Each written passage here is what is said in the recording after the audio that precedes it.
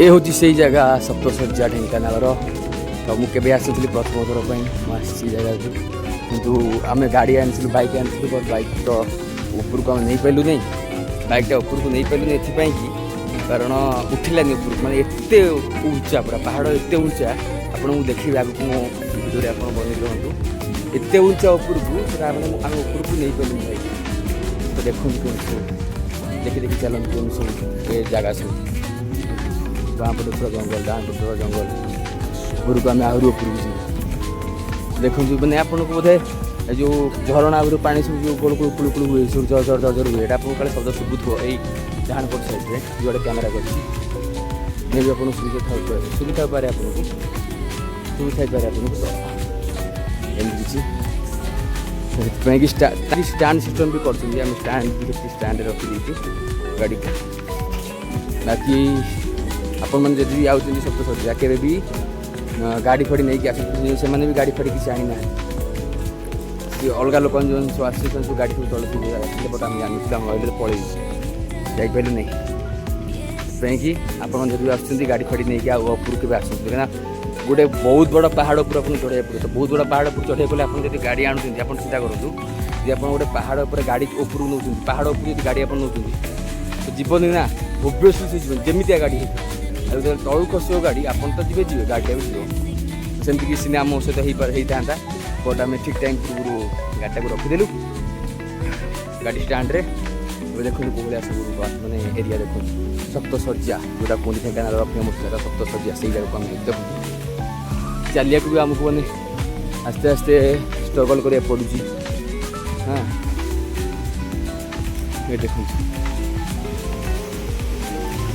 केमती जगह देखुन तो चल चली आ देखो ये झरणा बहुत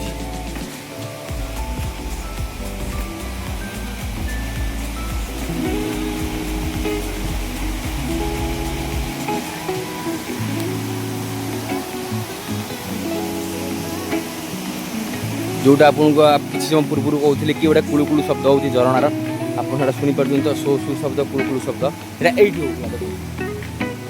झरणा बहुत शब्द होता झरणार शब्द ये होता झरणा पानी बहुत ब्यूटीफुल लगुच बहुत सुंदर लगुच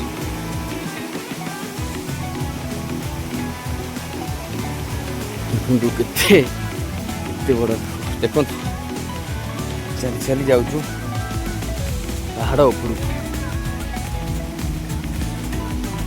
देखा एमती ब्लॉग रे था मोर स्टे ट्यून मो वीडियो ये गोटे जगह देखु केमती झरणा भाई झड़ झड़ हो कुड़ कुड़ हो झड़ झड़ हो बहुत पानी कुड़ कुड़ झड़ झड़ हो कि मंदिर कौन जानी मंदिर भाई लगुच पथर उपर सब चूड़ी फुड़ी शंखा दिखाई से पूजा कराऊँ काम तन्मध्य बही जाइए कुड़ कुड़ हो झरणा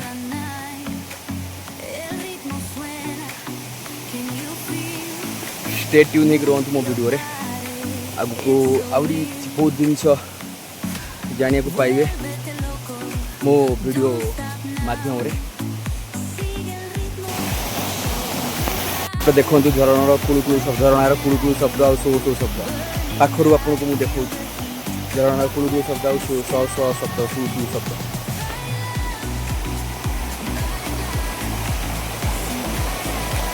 आपण के ढेଙ୍କାନାଳ सप्तशଯ୍ୟା जगह को आदि आसते कमेंट माध्यम तो जनातु मुझे चेष्टा करी सप्तशଯ୍ୟାର सबकि जगह आपको देखा ढेଙ୍କାନାଳ से प्रसिद्ध जगह आस चलो चलतु चलतु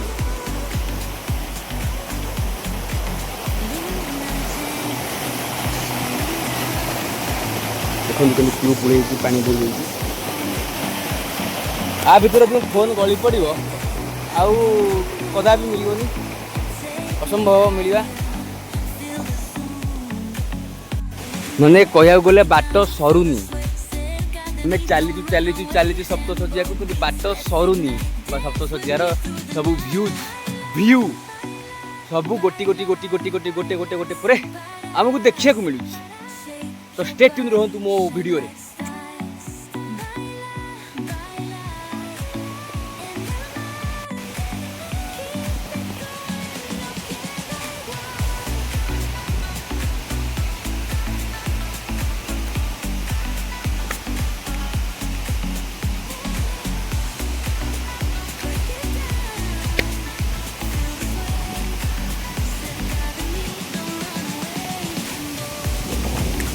ମୁଁ ଏବେ ଦୌଡ଼ିବି।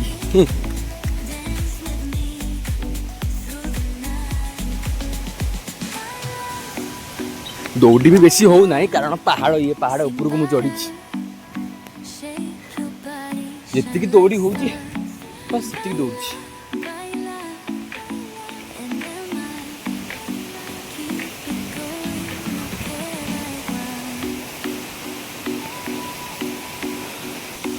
ଦେଖନ୍ତୁ ଆଗକୁ କେମିତି ସବୁ ବାଟ ଆମକୁ ଚଢ଼ିବାକୁ ପଡ଼ୁଛି। ଆପଣ କେବେ ଆସନ୍ତୁ, ୟାର ଏକ୍ସପିରିଏନ୍ସ ଆପଣ ନେଇପାରିବେ କେମିତି କ'ଣ ଲାଗେ। ମାନେ ଗୋଟେ ପାହାଡ଼ ଉପରେ ଆମେ ଚଢ଼ୁଛୁ କହିବାକୁ ଗଲେ। ଏଥିରେ ଆସୁଛି, ଥକି ଯାଉଛି, ଯାଉଛି, ଗୋଟେ ଆସୁଛି।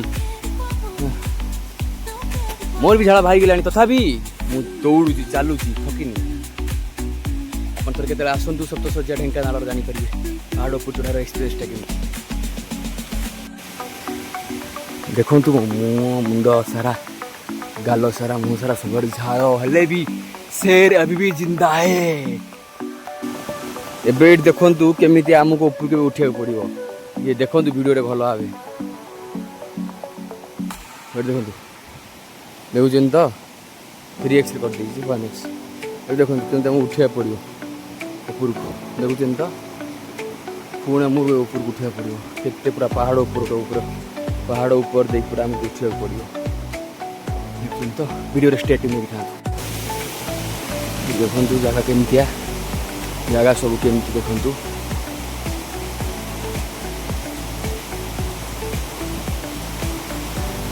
ଆଉ ଗୋଟେ ଭ୍ୟୁ ସପ୍ତଶଯ୍ୟାର।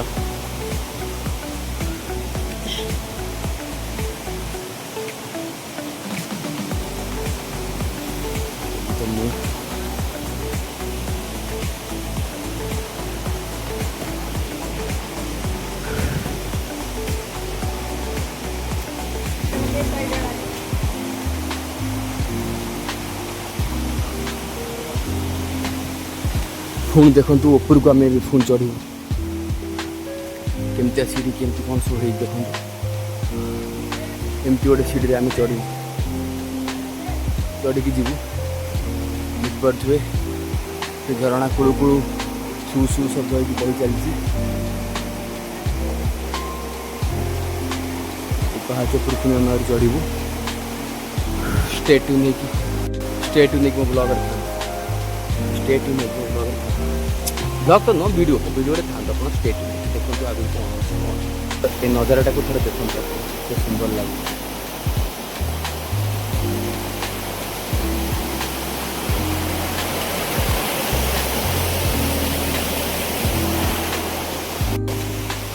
ଏବେ ଦେଖନ୍ତୁ ଆଉ ଉପରକୁ ମୁଁ ଚଢ଼ିବି।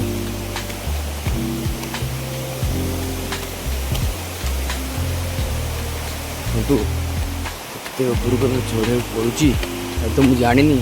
ମୋ ଭିଡ଼ିଓରେ ଆପଣ ଥାଆନ୍ତୁ, ଜାଣିପାରିବେ।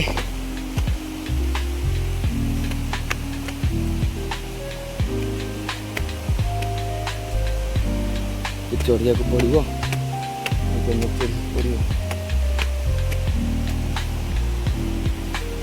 ଆପଣ ଗୋଟେ କାମ କରନ୍ତୁ, ଭିଡ଼ିଓରେ ଆପଣ ଗଣନ୍ତୁ କେତେ ପାହାଚ ହେଲା କ'ଣ।